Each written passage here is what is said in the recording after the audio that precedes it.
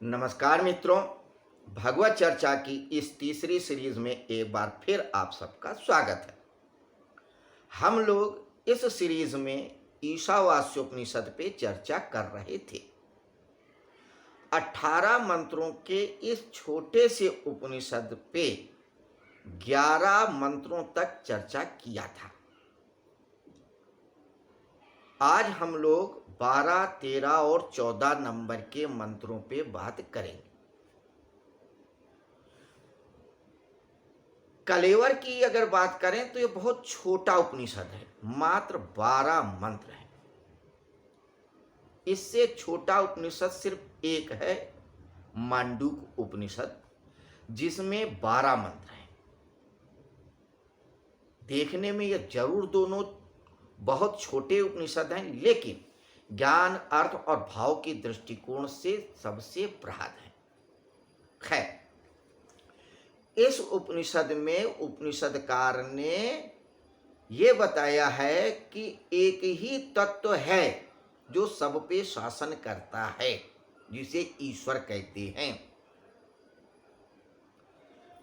उसी के लिए उसने पहले मंत्र में घोषणा किया है, ईशावास्यम सर्वम इदम यत् किंचित जगत्याम जगत, कि इस जगत में सिर्फ एक ही तत्व है, ईश तत्व, जो सबको ढक करके रखे हुए है और कोई दूसरा तत्व है ही नहीं।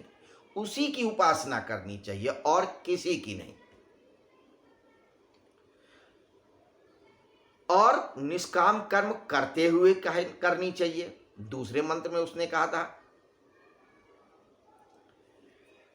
तो ये उपनिषद हमको निष्काम कर्म करते हुए उस परम ब्रह्म की उपासना करने की देशना देता है। लेकिन होता क्या है या हुआ क्या है बहुत बार कि लोग इसके अर्थ को नहीं समझ पाते, या जो वेदों में कहा गया उसके अर्थों को अपने अलग तरीके से लेते हैं। क्या लेते हैं, कैसे लेते हैं, क्यों लेते हैं, इस पे चर्चा करेंगे। पहले हम मंत्रों को देखेंगे तब। मंत्र क्या कहते हैं, आइए देखें। कहता है 12वां, अंधा तमा प्रविशन्ति ये असंभूति उमुपासते ततो भूय इते तमा या उ संभूतियाम रता। ये असंभूतिम उपासते, जो विनाशील, असंभूतिम जो विनाशील पदार्थ है।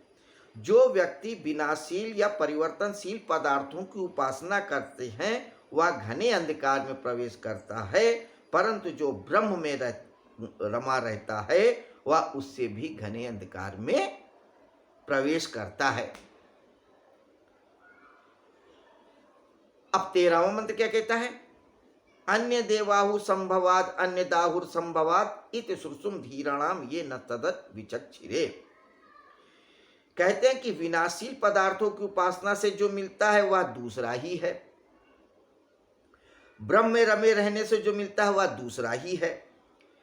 जिन धीर जन ने हमें उसकी समझ दी है उनके पास यह प्रमाण हमने सुना है। अब 14वां क्या कहता है, संभूतिम च विनाशम च यस्तत् वेदो भयम सह विनाशे मृत्युम तीर्थवा संभूतियाम अमृतम असुते।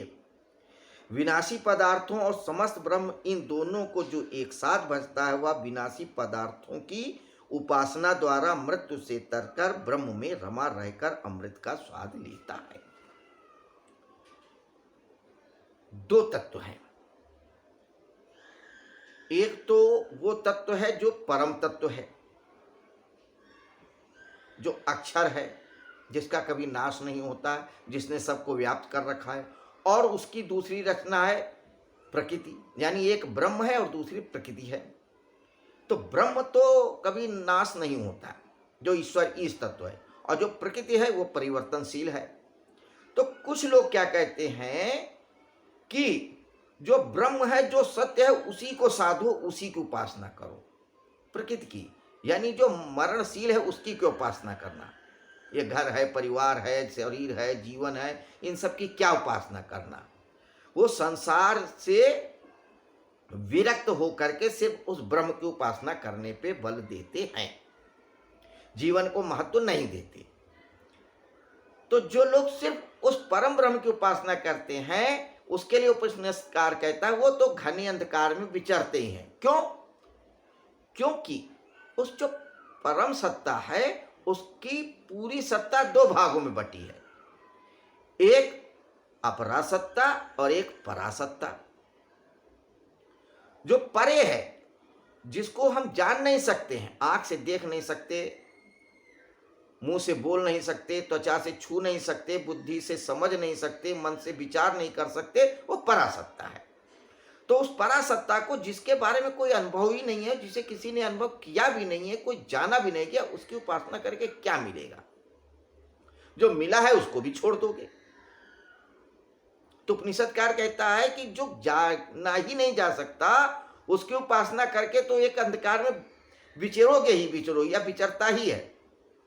लेकिन जो क्षण भंगुर संसार की उपासना करते हैं, सिर्फ संसार को ही सब कुछ मानते हैं कि आज शरीर सब कुछ है, जीवन सब कुछ है, घर सब कुछ है, धन सब कुछ है, मकान सब कुछ है, तो जो क्षण भंगुर है, जिसका अस्तित्व ही नहीं है, थोड़ी देर रहता है फिर समाप्त हो जाता है, या दिखता भर है पर होता नहीं है, उसकी उपासना करोगे तो और घोर अंधकार में जाओगे। तो जो दोनों की उपासना करता है, यानी अलग अलग एक की उपासना करता है, वो लोग अंधकार में विचरते हैं, यानी कि उनका कोई कल्याण नहीं होता है। वो एक बहुत अच्छी बात नहीं है। फिर 13वें मंत्र में कहता है, लेकिन जिन्होंने सिर्फ ब्रह्म की उपासना किया है उनका अनुभव कुछ और बताते हैं लोग, ज्ञानी जन, और जिन्होंने संसार की उपासना की है उनका अर्थ कुछ और है, उनका